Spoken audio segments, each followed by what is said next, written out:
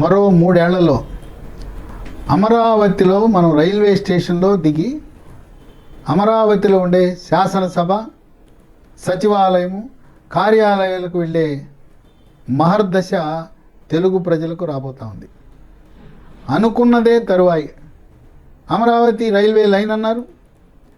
దీనికి మంత్రిగా అశ్విని వైష్ణవ్.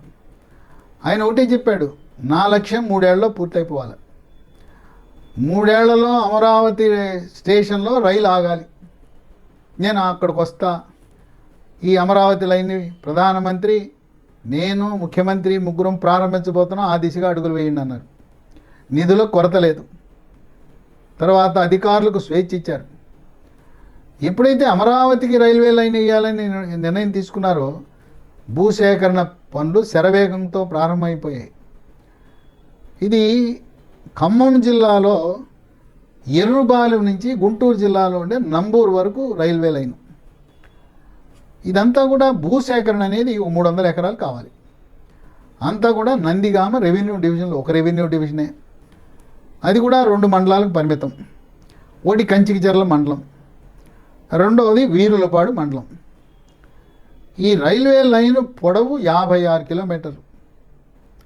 ఈ 56 కిలోమీటర్లకు అయ్యే ఖర్చు 2500 కోట్లు. 9 రైల్వే స్టేషన్లు నిర్మాణం చేయబోతున్నారు. అన్నిటికంటే పెద్ద రైల్వే స్టేషన్ అమరావతిలో రాబోతోంది. ఇక్కడ పరిటాల దగ్గర అతిపెద్ద కార్గో టెర్మినల్, కార్గో హబ్. దానికి గాను కంచికిచర్ల మండలంలో పరిటాలలో 75 ఎకరాల భూసేకరణ చేస్తున్నారు. సరుకు రవాణాకి సర్వం పరిటాలలోనే జరుగుతుంది. ఇక వీర్లపాడు మండలంలో పెద్దాపురంలో 50 ఎకరాలు, గుట్టుముక్కల్లో 50, అల్లూరులో 43 ఎకరాలు, జుజ్జూరులో 30 ఎకరాలు, చెన్నారావుపాలెంలో 27, నరసింహారావుపాలెంలో 17 ఎకరాలు భూసేకరణ జరుగుతూ ఉంది. ఇదంతా కూడా ప్రైవేటు భూములే. మొత్తం కలిపి 300 ఎకరాలు రైల్వే లైన్ వేయటానికి. రైతులు కూడా సంతోషంగా, ఆనందంగా భూములు ఇస్తున్నారు. ఎందుకంటే వాళ్ళకి చక్కటి రేట్ ఇస్తున్నారు, గిట్టుబాటు రేట్ ఇస్తున్నారు, తక్షణమే బ్యాంకులో వేసేస్తున్నారు. ఇంకోటి ఏంటంటే, ఈ రైల్వే లైన్ వెళ్తున్న గ్రామాలన్నీ కూడా అక్కడ భూములకు రెక్కలు వచ్చినాయి. రియల్ ఎస్టేట్ పతాక స్థాయికి వెళ్ళిపోయింది. మన రైల్వే లైన్ మన భూమిలోంచి వెళ్ళినా, కొంత భూమి ఇచ్చినా, రైల్వే ట్రాక్ ఇరుపక్కలు ఉండే భూములు ఈ రోజున వాళ్ళ రేటు. పైగా ఈ 9 రైల్వే స్టేషన్లు ఉన్నాయి కదా, ఆ రైల్వే స్టేషన్కు సమీపంలో ఉండే భూములు, మరీ ముఖ్యంగా అమరావతి స్టేషన్కు చుట్టుపక్కల ఉండే భూములు రేట్లు చూస్తుంటే చెప్పనలవి కాదు. గజం 50,000, 60,000, అలాగే ఎకరం 15 కోట్లు, 20 కోట్లు, 25 కోట్లు అంటున్నారు. ఆ విధంగా ఈ గ్రామాలలో ఉండే రైతులు మా భూమి పోతుందని బాధపడటం లేదు. మా గ్రామం అభివృద్ధి చెందుతుంది, మా భూముల రేట్లు పెరుగుతున్నాయి, నాకు కొంత నష్టం జరిగినా నాకు మిగిలిన భూమి వల్ల నాకు ప్రత్యేక లాభం జరుగుతూ ఉంది అని చెప్పి వాళ్ళు సంతోషంగా ఉన్నారు. తర్వాత ఇప్పుడు ఎలక్ట్రిక్ లైన్ ఏర్పాటు చేస్తారు. దీని ద్వారా ప్రయాణికులే కాకుండా గూడ్స్ రవాణాకు కూడా తగు సదుపాయాన్ని ఏర్పాటు చేస్తారు. అయితే దీంట్లో ఈ రైల్వే లైన్ భాగంగా కృష్ణా నదిపై ఒక వంతెన నిర్మాణం చేయాల్సిన అవసరం ఉంది. అది 3.2 కిలోమీటర్ల బ్రిడ్జి.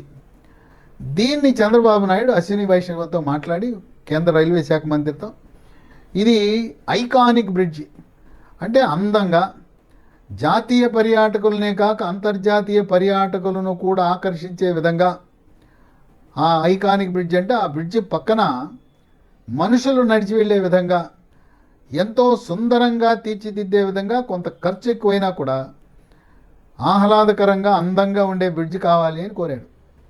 ఇక చంద్రబాబు నాయుడు అడిగితే కాదనేదే ఉంది. అశ్విని వైష్ణవ్ ఓకే అన్నాడు.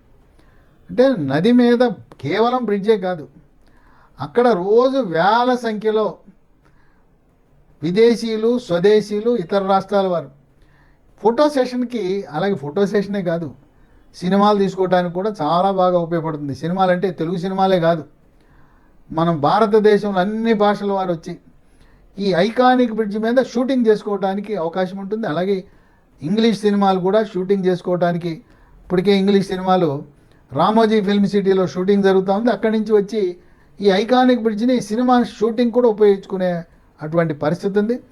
పర్యాటక రంగాన్ని పెద్ద ఎత్తున ప్రోత్సహించడానికి రైల్వే బ్రిడ్జి, ఐకానిక్ బ్రిడ్జి నిర్మాణం జరగాలని గట్టి పట్టుదలతో ఉన్న చంద్రబాబు నాయుడు ఆశయం, లక్ష్యం నెరవేరింది.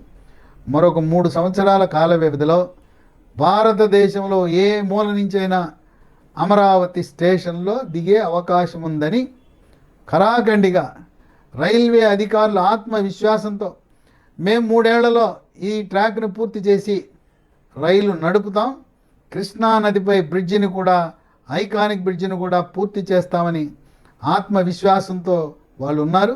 నిధుల కొరత లేదు.